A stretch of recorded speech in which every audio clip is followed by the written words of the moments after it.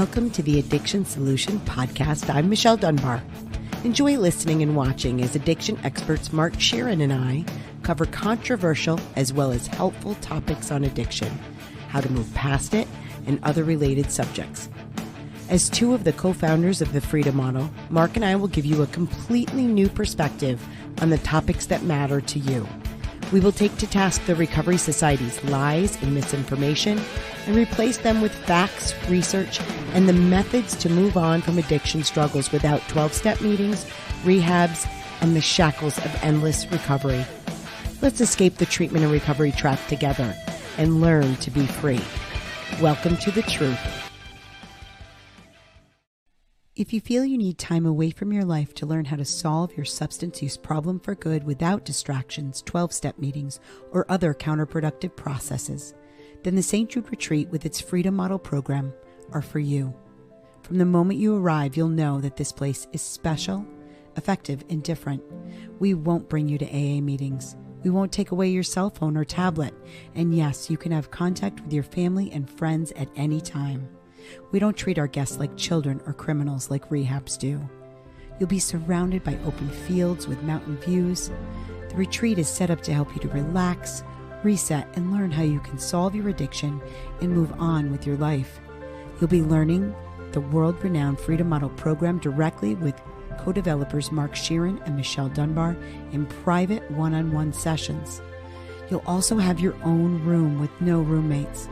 There's no need to be uncomfortable while getting through such a vulnerable time. In addition to having your private bedroom and meals prepared by our executive chef, there's high-speed internet access so you can keep in touch with work obligations if needed. When not in class, you can enjoy one of the many amenities available, including on-site swimming pool, dry sauna, and a pond for fishing. There's also walking trails, or you can take a trip to the gym. We welcome guests from all over the world who are seeking to escape the addiction and recovery trap once and for all. Call 888-424-2626 to reserve your room today. Hi, everyone. Hi, everybody. Welcome to the Addiction Solution Podcast, brought to you by who? The Freedom Model. We wish I should have had the book and been like, So today we are going to talk about the idea and where it came from that addiction is a spiritual problem that needs a spiritual solution. yeah. And we're not going to make light of this because it's not the sort of topic that requires humor, I guess. People take this very serious because people's beliefs, whether they're religious or based on spirituality, are extremely personal. And if there's probably only two topics that I know of that really gets people fired up. One is medications, and people's personal use of medications. You'll watch the internet, light on fire if somebody says you should stop taking your antidepressants or whatever. And that's why the Freedom Model doesn't have any opinion on medical matters like that. Nope. We let hospitals and psychiatrists deal with, that's their bailiwick. We have our opinions personally, but I'm not going to go. They're irrelevant to the substance use issue. Exactly. So, and spirituality and whether you need God to get sober or a spiritual solution or religion. I'm going to get up and turn the AC off because I'm afraid it's going to drown us out. I know it does seem loud today. You might not be able to hear it. I think we've tested this, but I just want to make sure, but go ahead, Michelle. So where did this, it's so interesting to me. I can remember being in college and studying, I was a behavioral science major, psychology, and I knew a lot about AA because I grew up there. And I was amazed that the medical and mental health community had embraced the 12-step program, because to me, it was incredibly religious. The whole solution in the steps is about finding God and, confessing of your sins. And I mean, everybody's like, it's not a religious program, but it's a spiritual program. But it is religion. It was, Mark's going to explain where all of this came from. And so really what we were talking about in our behavioral health, addiction studies, treatment classes is faith healing. Yeah. So let's give this podcast a little context on where this came from. Most people don't know that the basis of modern treatment is Alcoholics Anonymous, which is the first 12-step program. And the originator of the 12 steps is Bill Wilson. There were two co-founders. There was Bill Wilson and Dr. Bob, but Bill Wilson is really the architect. He wrote the 12 steps without Dr. Bob really being involved. And he was in Manhattan at the time when he wrote them in 1939. And Bill apparently had a very large, he calls it the white light experience, a spiritual experience, a God connection experience that struck him sober in 1935. And I look at. I mean, look at it. I don't doubt that it happened to him. I take the man for his word. I think that he was. Now, here's why this happened, though. So Bill was a failed stockbroker, womanizer, train wreck, daily drinker, hardcore withdrawal, the works. And in the last year of his horrendous drinking, he was going into these homeless shelters down in Manhattan where the Oxford group had meetings. And the Oxford group was a first century Christian, basically born again Christian organization. The modern day born again Christians have their roots with the Oxford group and several other, tent revival style churches in the 30s, 20s, 30s, and 40s. So he was involved in this. He got involved more and more. And he was being pushed to take Christ as his Lord and Savior. And his moral failings needed to be confessed at group level. He had to get up on his knees in front of this church at one of the homeless shelters, and the chaplain was working with him. And so there's all these things happening, coalescing in his life at the time. And he goes into Towns Hospital and has this God experiences. God came down to him and struck him sober, essentially. And he describes it as an unbelievable experience, much like almost like a near-death experience. If you know anything about those sorts of things, white light, all your sins are taken away. You're a new creature in God, kind of thing.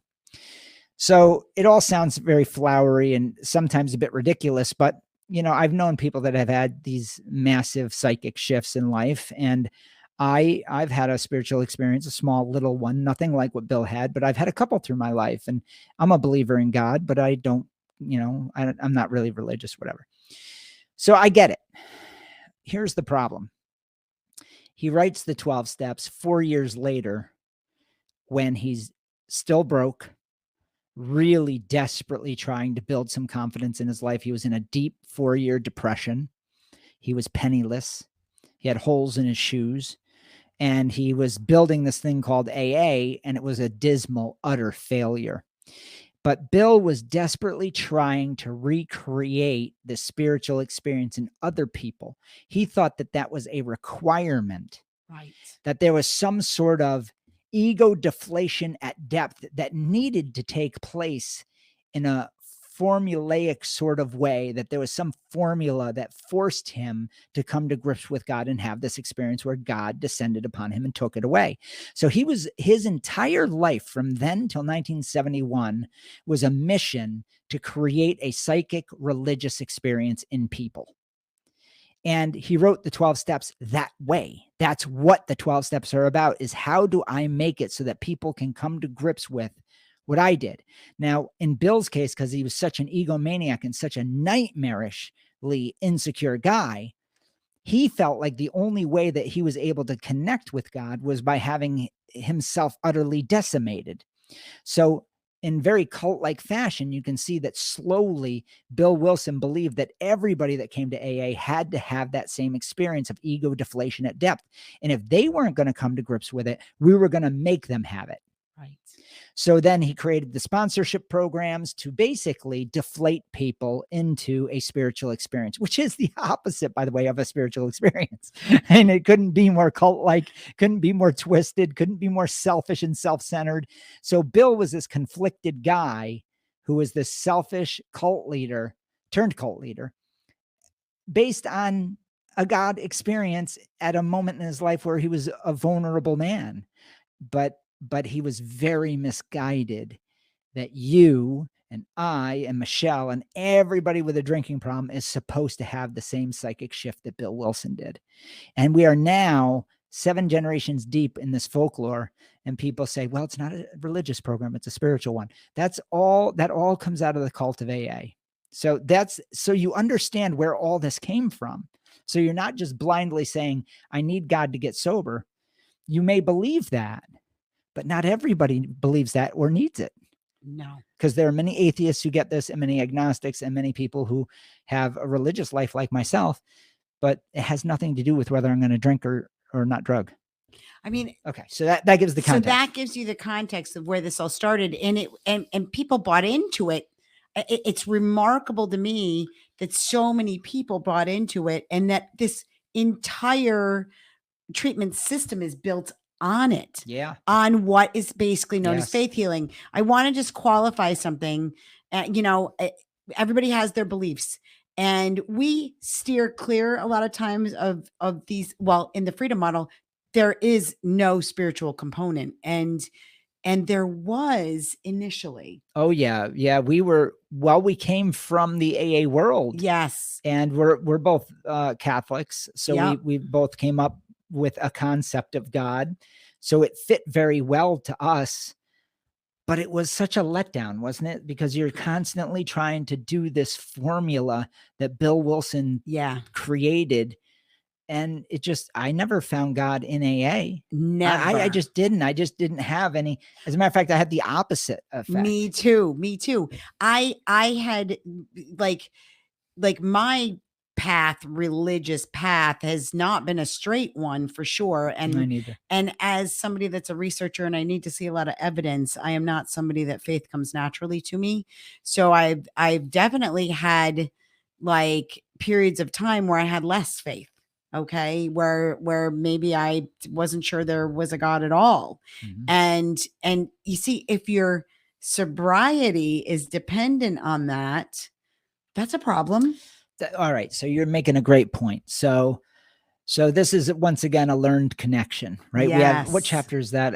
I wrote the chapter damn thing. 6. Okay. Chapter 6. So chapter 6, we talk about learned connections, where we connect a concept, an idea, a thing, a people, a place, to drinking, that one causes the other, back and forth. And they're not causal. Drinking is just an activity, or drugging is just an activity that we might decide to connect to things. And Bill Wilson decided to connect your need for a belief in Christ as the answer, as the only answer, by the way, to being a drunkard and getting over it, and drugs, obviously. So that's something that just was made up. Yeah. Now, it's not the first time that was made up. Bill got the idea from the Oxford group. Right. And the Oxford group got it from the Bible, which is 4,000 years old, So I think that now the Bible doesn't explicitly constantly talk about, you need God to not drink. It just says that it's a bad idea throughout Proverbs and stuff to be shit-faced drunk all the time. Right. To be drunk all the time, in flowery sort of Arabic language.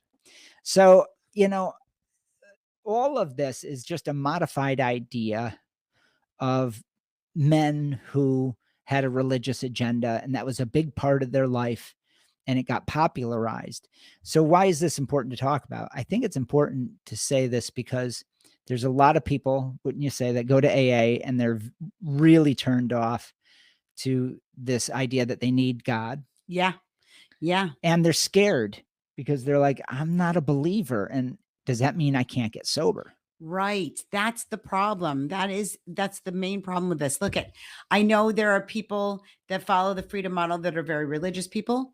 I know we run the gamut, right? Like there's people that are extremely religious and the people that are not religious at all, and everything in the middle. There's, the three of us that wrote it have all different beliefs. Right. And, so the reason that we just tell the truth.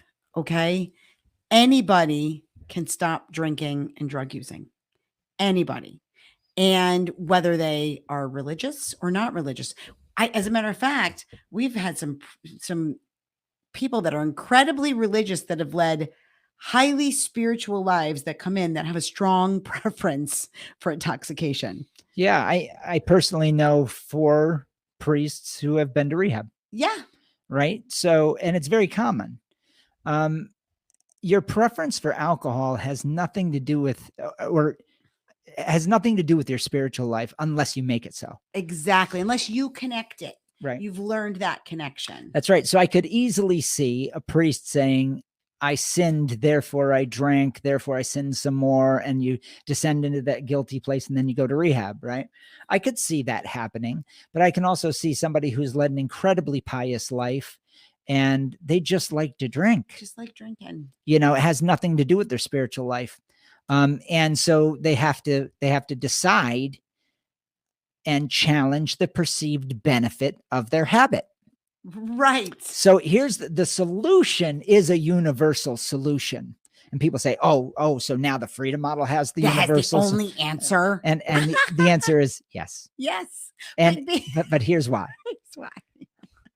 The answer is you, and you're an autonomous person. So I'm not saying that everybody's got to do the same thing. You have to come to your own conclusion because that's the only way. The only way is the internal mind of the individual to decide for themselves. There is no other way that you can change something that's internal to you, except for your internal dialogue. There's no external thing. Now, I'm not going to say that God isn't going to come down to you, because I certainly don't know the will of God if there is one. Nor do we know what your relationship with that said God would be. That's right. So, but here's what I know. 91% of drinkers get over the problem, whether they're treated or not, whether they believe in God or not, because there are a lot of people in that 91% that don't believe in God, and yet they get over the problem. Right. So you can't just pick and choose and say there's a requirement of a spiritual component and it's the best way, when there are plenty of atheists who simply move past their preference. They change their preference. So now I'm going to say something that's a little bit, I'll go to the side of the believer. So did God put inside of us the coding necessary to deliberate? And my answer would be, I think so. I think he gave us free will. I think he gave us an autonomous being. I'm my person. You can't read my thoughts and I can't read yours. So that makes me autonomous. If there is a God, he made me with the ability to have my pursuit of happiness. And it can be anything I desire it to be, because that's self-evident. So if there is a God in my situation and the freedom model situation, the two can coalesce, because I'm not saying there isn't a God. I'm saying that if you believe in God, you can believe that he created all those things. If you don't believe in God, you have them anyway. Exactly. However you got them, you got them. You have this ability, this amazing ability to reason and figure things out for yourself. And so the difference between when people say, oh yeah, so the freedom model has the answer, the difference between AA, an addiction treatment center, a religion, because there are religious treatment centers, different religions that have their prescribed. Oh, hold on. He's the one that always says, turn off your cell phone. And I forgot to tell him to do that. And even though I did mine. Okay. So regardless of what you do, the freedom model is the only one of these things that says you don't need us. You don't need us. You don't need the freedom model to solve your addiction. All we've done is we have put together all of the information on how people solve it on their own. Yeah, whether they're religious or not, whether they're spiritual or not. So there's no requirements like there are with other programs, and there's no one size fits all. There's no series of steps. There's no recipe. There's just information. That's it. So you're going to, so the freedom model is the answer, because the answer is you, is what I'm saying. I was being goofy earlier. The answer is you. The answer is inside of you, because you have a mind and you're autonomous and you have free will and you have your pursuit of happiness that's personal to you. You get to write any script you want within your mind, but you also get to challenge the perceived benefits of what you see in your habit and then decide whether you want to change it. Yeah. And people do. It's natural to change your preferences throughout your life. It's very unnatural to stick with one preference. Yeah. That would be strange. Well, the other part of this, where the whole spiritual idea came from, really comes from this moralistic view of substance use, right? Yeah, that it's wrong to use it. Yeah, and so we kind of strip that away in the freedom model too, because that is very much cultural. It's some families view, drinking as being fine, and some families, as the devil itself. look at it like, and there are religions that look at it that way. Yep. It is interesting because those religions, like in the 30 plus years that we've been doing this with the retreats, there are certain religions that we don't see come through the retreats because it is so taboo within their religion. I've had, I out of 9,000 plus people here, I've had 3 Mormons. Right. I've had no Amish or Puritans. None. That's not saying that they don't have a problem. I'm sure some do. We've had, but I can probably maybe a dozen Muslims. Yeah. Maybe a dozen. Yeah. And probably a couple dozen from the Jewish faith, right? Yeah, I would say more like 100 or so. There's been a lot more Jews because they like to drink. Actually, the Hasidic Jews and some of those frown upon it, but it's become more popular in the Jewish faith in the last 30 years for sure. So yeah, I always tell people there aren't too many Mormons in prison. Right. But you know what's very well represented? Catholics. Well, the center of the ceremony is wine. And monks, the currency throughout Middle Ages and beyond really was booze. Yeah. So we've been involved in the booze business since it was Christ's first miracle was making really good wine, not the cheap shit. Not the cheap shit. Right? That's right. And by the way, that is read, the wedding at Cana is like read at everybody's Catholic wedding. It was read at mine. Yeah.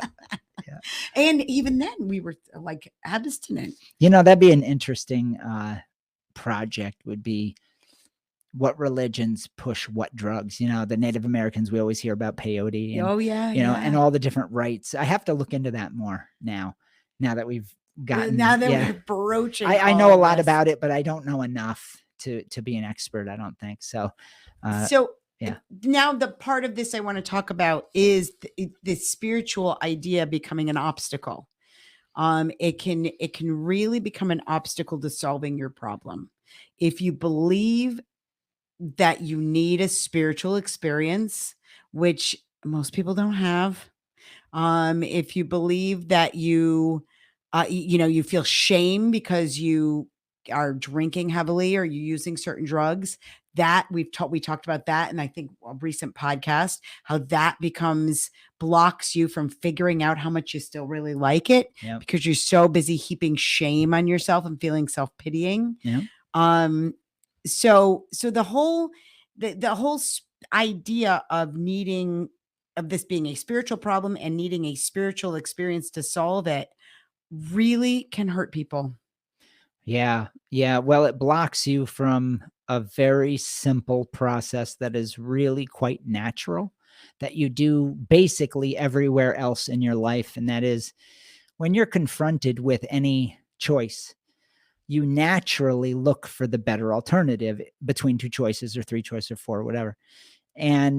But we've so gotten lost with the power of alcohol. We've so personified it. We've made it such a living, breathing, viral sort of thing, like it's a disease, that we no longer act as if it's a legitimate choice.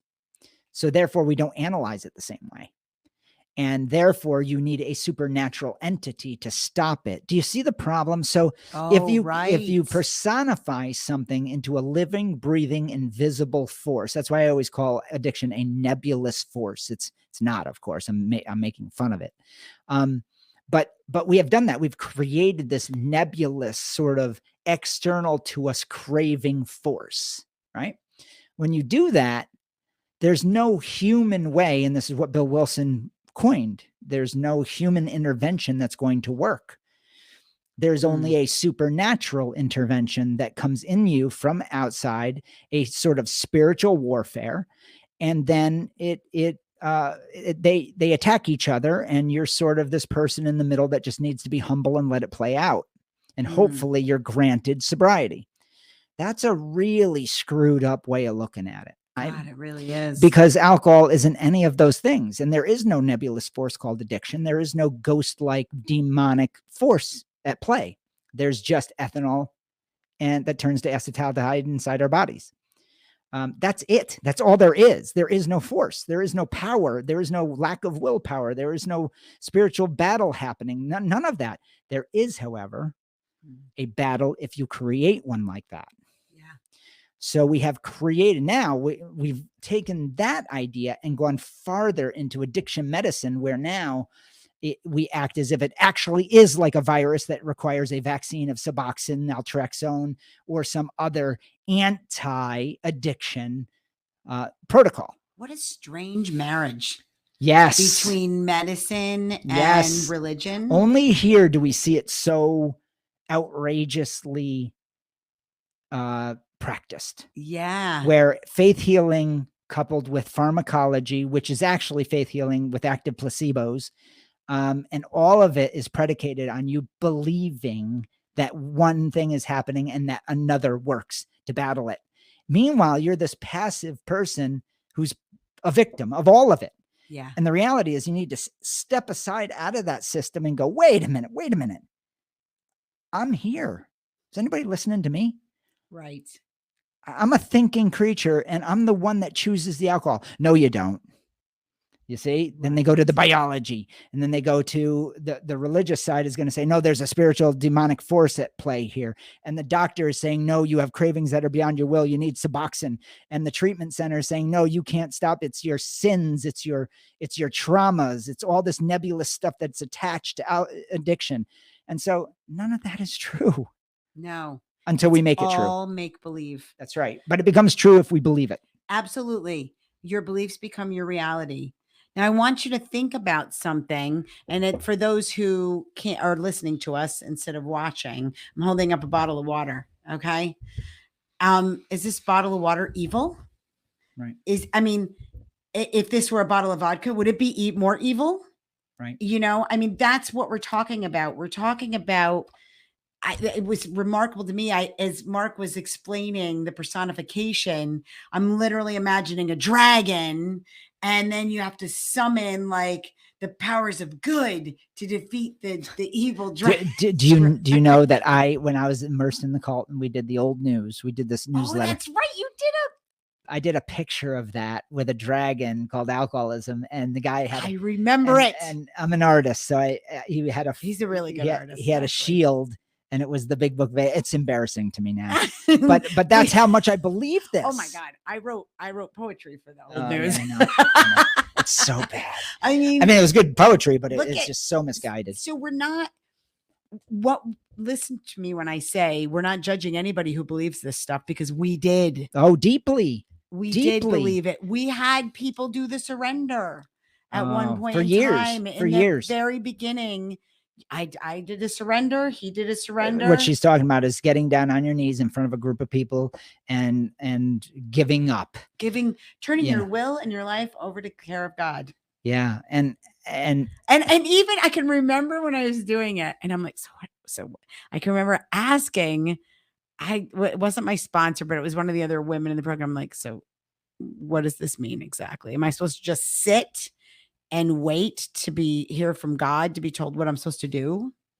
Well, it's funny you say that, because in the early AA days, they would spend each night doing Bible study and waiting for God's guidance. And this whole God speaking to them at these Bible training things that they did, a lot of the early A's were like, this is fucking nonsense. Okay. And there was I don't hear anything. There was a huge split.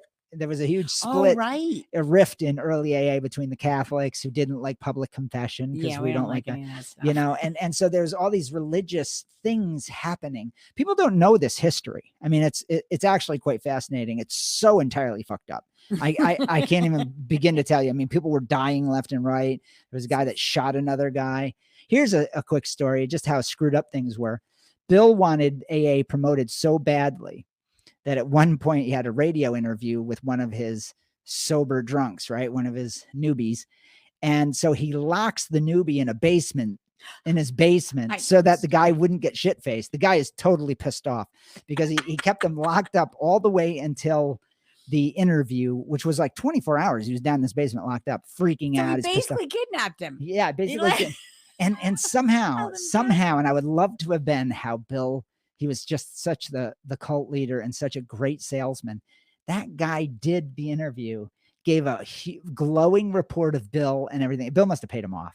And then summarily got shit-faced, got drunk. Was done. Yeah. So, I mean, these are the early antics of this supposedly spiritual movement, you know, this prophet, Bill W. That he's literally called a prophet now. It's so wacky. Yeah. People do pilgrimages. Yeah. To his house. Right. I went there, East Dorset, Vermont. Yep. Yeah. There's a path that goes to his grave and there's piles of AA coins at his gravesite. It's bizarre. It's only totally 2 hours from here. Yeah. It's only about 2 hours from here. Yeah. I mean, so look it's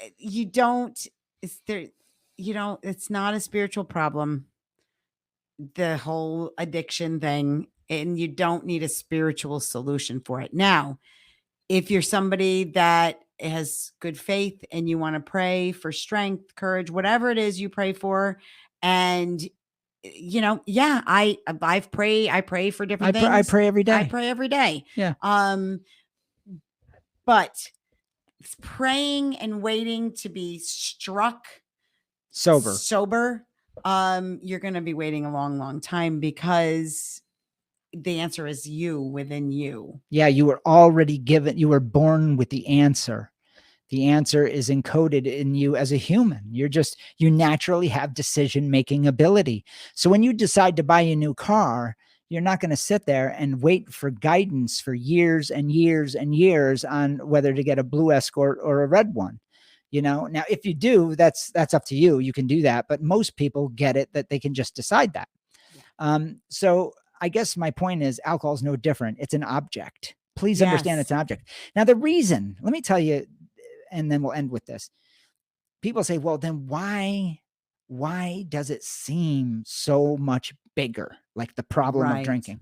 Because you have an active placebo. You have an active placebo. And the active part is really important. And that is, it does do something to your body. It makes you feel different. That doesn't mean it's alive or personified or against you, though, but it makes it believable. Yes. It makes it seem like there might be another entity involved because it makes you feel funny in the head.